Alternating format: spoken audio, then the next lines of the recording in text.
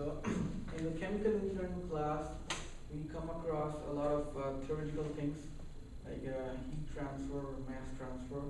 I'm going to try to relate those things which you read in the book to what we do it in the real world. Okay. Now, since I've been in the industry for about a year in the steel industry, so I'm going to try to explain to you something very simple. It's called heat exchanger. Now, as the name suggests, it's basically the transfer of heat from one medium to another medium. Keep it even more simple. Let's say the medium is water. Okay, just water, no gas, no oil, nothing, no complication stuff, just water. Now, for water, you might be wondering, why am I choosing water? Because water is like the most used natural resource in any heavy industry. Petroleum, power plants, steel, iron, aluminum. We use water a lot. We're taking water from the rivers, from the seas, oceans, even lakes, and we put it in the plant. Now, since the environmental acts have come out, we try to there's a concept called zero discharge. It's like we put in all the water, but you cannot throw back the water in the lakes. It's to prevent the pollution and everything. So it's called zero discharge. So the concept here is that we're taking water, we put it into use in the process, and we recycle the water. We cannot throw the water back. Okay. So why am I using the term heat? Now, we use water primarily in industries to cool objects. Okay, I'll go into a little bit of detail, what do we cool? Okay, say let's consider a situation. You're familiar with cars. The body of cars has got a plate, very, very thin. Okay, but when that plate doesn't come out like that. It's this thick. It's this thick and it's hot like 800 degrees centigrade, 1000 degrees centigrade. It's red hot. It comes out of the furnace. Now that big plate, that plate is actually squeezed between two rolls. So say the plate comes out like this. I think Matthew can't see me. I'm going to show him later. So the plate comes out like this. It comes like this. It travels on a path, and if you see it sideways, this is the thickness of the plate, there are going to be rolls. These rolls are going to apply pressure, and this thing is going to come down and squeeze, and it's going to squeeze to this. We're going to put a lot of rolls. A lot of detailed technologies involved. There's something called hot rolling, something called cold rolling. A lot of but the basic point is that this big thing, this is a thickness of a feet or 6 inches. It's going to come down to 1 inch, 1/4 inch. It's going to come down to that.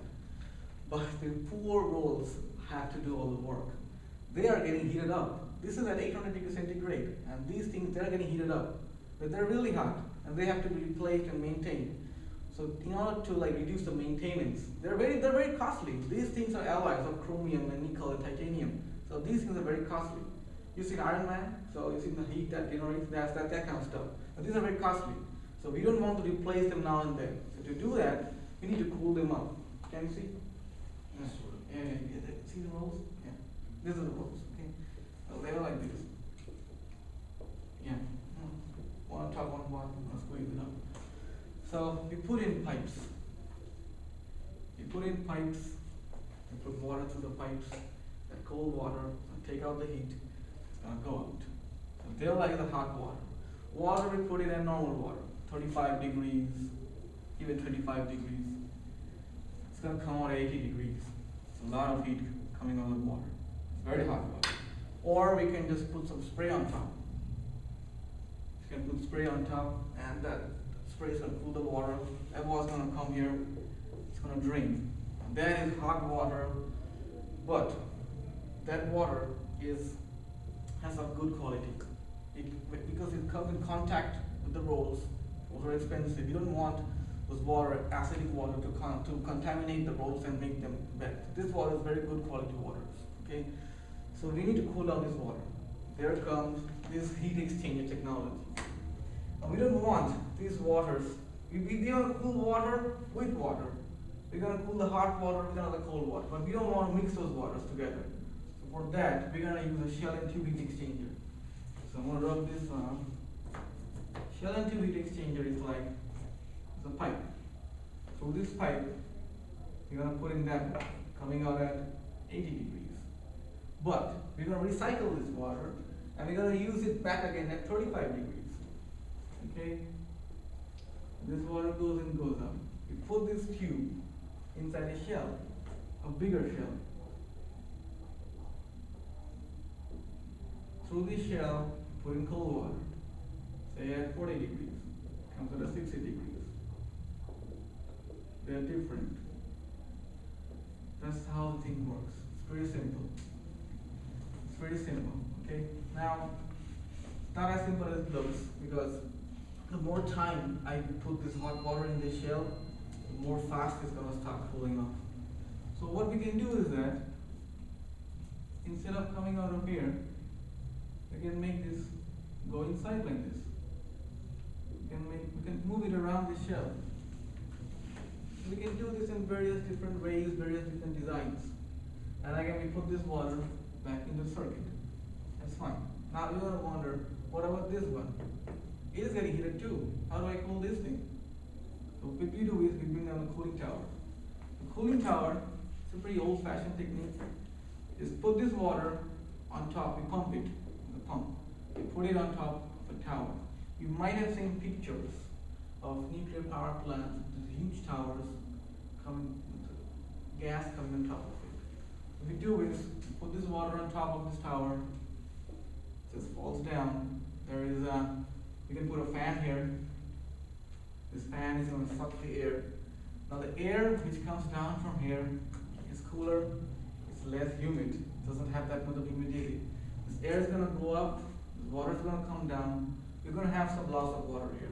But this water, we can afford. This is like normal quality water. We can afford to lose this water. The air is going to come up, it's going to take out the heat of the water. This water is going to come down again, and we're going to put this water back here.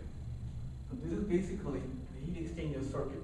We use a shell and tube heat exchanger to cool the water which is of higher quality, more pure, and we use a cooling tower for this.